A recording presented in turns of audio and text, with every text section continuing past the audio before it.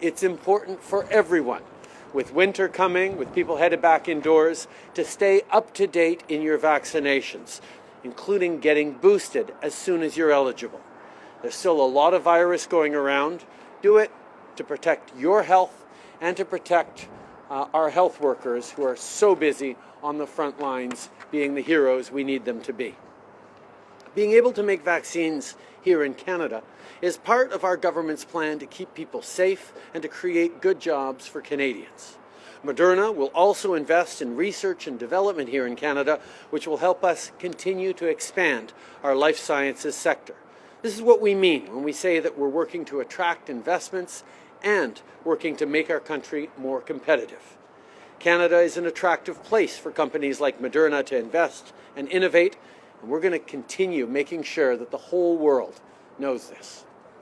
We now seem to be through the worst of the crisis, but hospitals and the healthcare system are crumbling under the weight of the last 2 years, and doctors and nurses are begging for help. So what exactly are you waiting for? We have been engaged in conversations with health ministers, and indeed I've spoken directly with premiers across the country about, yes, the fact that we are committed as a federal government to investing significantly more in our healthcare system. But as the president of the Canadian Medical Association said this summer, there's no point just putting more money into a broken system. We need to improve the results delivered for Canadians. We need to make sure that people can have access to a family doctor, that they have access to mental health services, as we're all dealing with challenges left over by the pandemic that go beyond physical health. People need to know that emergency rooms are going to be able to be there for their kids as we're struggling with the latest respiratory challenges in hospitals across the country. We need to deliver results for Canadians with our healthcare systems across the country. That is the conversation that's being kicked off right now amongst health ministers as they gather tomorrow. And it's one that the federal government is an active part of. So yes, we will be there with more money, but we need to make sure that more investments in healthcare ends up supporting the folks on the front lines, the nurses and doctors delivering that healthcare to Canadians, and ensures that Canadians feel the results of improvements in our healthcare system. That's what we've been pushing on from the beginning, and that's what we will continue to discuss with the provinces. Morgan Lowry, Canadian Press. Ontario Premier Doug Ford said that if you want to do something about the preemptive use of the NoWithStanding clause, you need to sit down with the premiers and talk about reopening the Constitution. Even though Ford has decided to repeal his use of it to deal with the Union of Public Employees, would you be open to doing that to get ready for the next time? Canadians are facing challenges around the rising cost of living. People are worried about climate change. People want to know that there are going to be good jobs for them now and into the future. People want to know that we're preparing for possible future pandemics. These are the things that are top of mind for Canadians, not reopening the Constitution. Our focus is on being there to support Canadians now. Our focus is on building good jobs for the future. And our focus will always be standing up for people's fundamental rights. The proactive use of the NoWithStanding clause suspends people's fundamental rights and freedoms.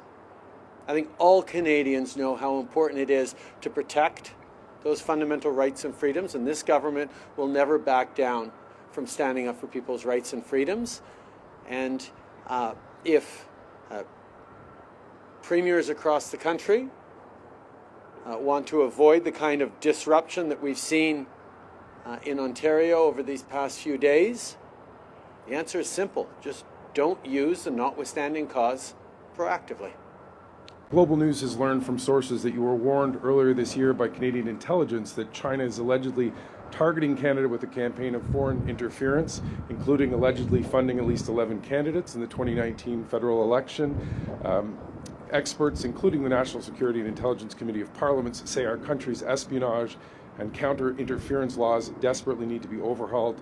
Why has your government not strengthened those laws given the clear threats we appear to be facing? The last two elections in 2019 and 2021 were the first times we had actually established a committee of senior officials to oversee and to ensure that there was no electoral interference, and in the case that there was to deal with it and to share that with Canadians.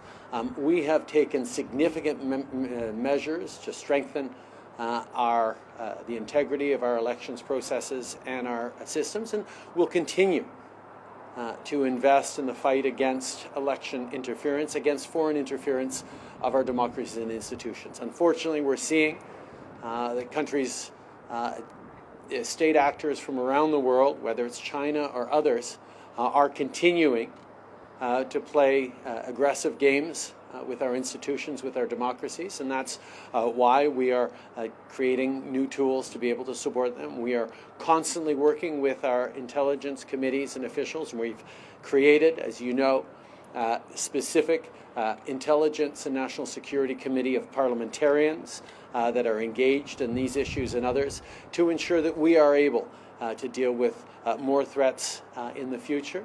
And we will continue to make the investments and changes necessary to both hold up our rights, our freedoms, and our values as Canadians while keeping us safe from those who would do harm to those values and rights and freedoms. Related to that, the 2022 intelligence report asserts that the Chinese Communist Party is targeting Canadians, including covert forced repatriation operations by Chinese police. But global news sources say that without foreign interference laws, those PRC intelligence operations will continue with no Canadian law to counter the incursions. Why has the government not implemented new hostile state activity laws to protect vulnerable Canadians, such as the Uyghurs and the Tibetans? There are already significant laws and measures that our intelligence and security officials have to go against foreign actors operating on Canadian soil. We will continue to make sure that they have the necessary resources, and we will continue to look at giving them more tools as necessary to both stand true to our values and ensure that Canadians are safe and protected. The world is changing, and sometimes in quite scary ways. And we need to make sure that those who are tasked with keeping us safe every single day are able to do that, and that's why we'll continue to invest in some of the tools and resources necessary to do that. We'll take one last question. For my colleague for CBC, there's one question about the COP27. Why are you not going? And in French and English, please. Canada will have a very strong delegation led by our very capable Minister of the Environment, Stephen Guilbeault, as well as our Ambassador for Climate Change. They will do the important work of highlighting Canada's leadership on a range of issues, including in putting a price on pollution. Putting a price on pollution globally is one of the things that Canada has been leading on since Glasgow last year, where I pushed very hard on that with other colleagues and other fellow world leaders. We're also going to be dealing with the issues of